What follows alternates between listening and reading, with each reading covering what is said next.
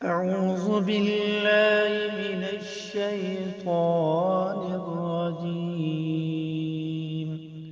بسم الله الرحمن الرحيم.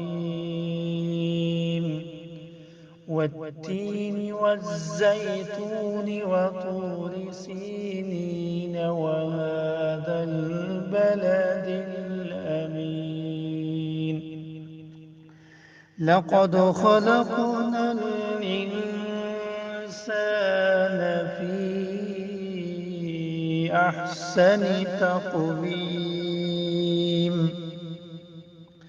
ثم رددناه أسفل سافلين